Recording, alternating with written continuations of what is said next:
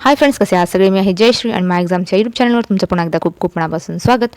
तर फ्रेंड्स, आज आपण एज्युकेट गर्ल्स या भारतीय संस्थेला रॅमन मॅग्सेसे पुरस्कार 67वा रॅमन मॅग्सेसे पुरस्कार 2025 मिळालेला आहे, त्याबद्दल जाणून घेऊया. त्याआधी जर चॅनलवर नवीन असाल आणि चॅनलला सबस्क्राईब केलं नसेल तर माय एक्झामच्या यूट्यूब चॅनलला नक्की करा.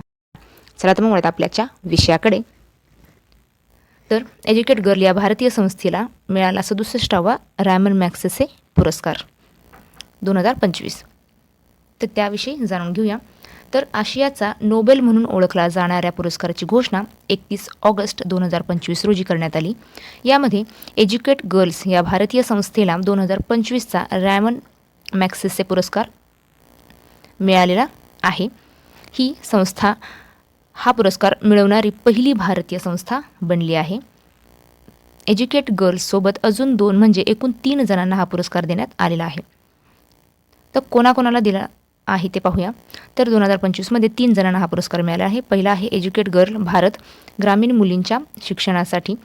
त्यानंतर आहे शाहिना अली, मालदीव, पर्यावरण संरक्षणाच्या कार्यासाठी.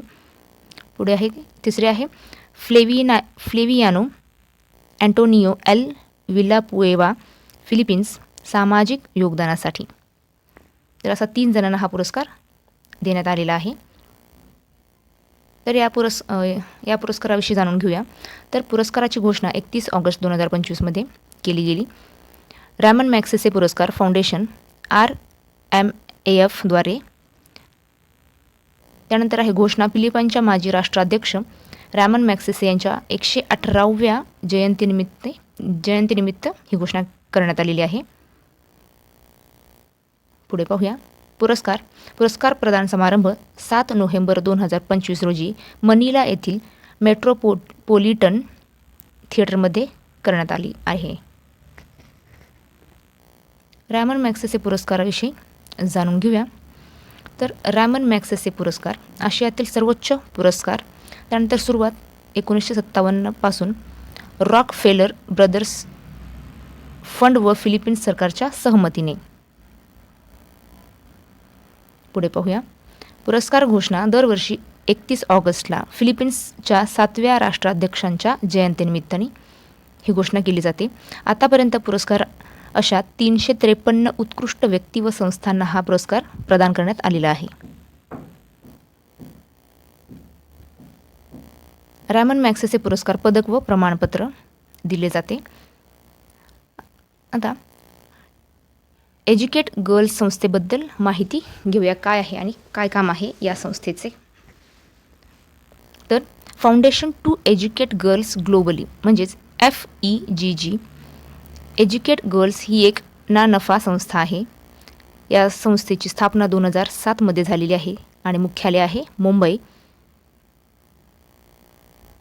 तसेच या संस्थेचे संस्थापक आहेत सफीना हुसेन.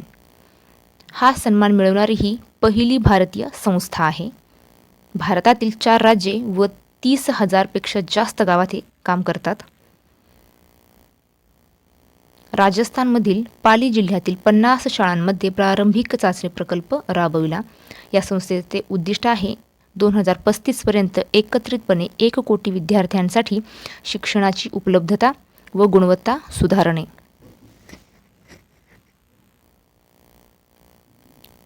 तर या संस्थेच्या संस्थापिका सफीना हुसेनबद्दल थोडक्यात जाणून घेऊया. सफीना हुसेन या एज्युकेट गर्ल्सचे संस्थेच्या संस्थापक आहेत. त्यांचा जन्म दिल्ली येथे 21 जानेवारी 1971 रोजी झाला. हुसेना या लंडन स्कूल ऑफ इकॉनॉमिक्सच्या माजी विद्यार्थी आहेत.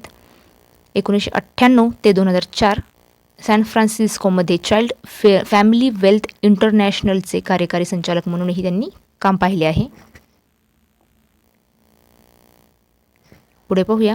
London school economics and political science LSE कडून मानद डॉक्टरेट पदवी मिळालेली आहे. 2023 वाईस पुरस्कार विजेती म्हणून सन्मानित होणारी पहिली भारतीय महिला बनली. पुढे पाहूया. नीती आयोग महिला परिवर्तन भारत पुरस्काराने सन्मानित करण्यात आले आहे. USAID मिलेनियम अलायन्स पुरस्कार मिळालेला आहे. त्याचबरोबर MIT सॉल्व्हचा learning for girls and women challenges. सामाजिक उद्योजकतेसाठी स्कॉल पुरस्कार मिळालेला आहे. तसेच जागतिक bank India development market place पुरस्कारही त्यांना मिळालेला आहे.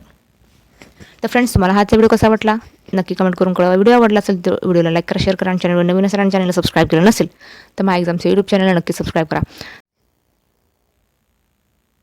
चला तर मग थांबूया इथेच. भेटूया पुढच्या व्हिडिओमध्ये. जय हिंद.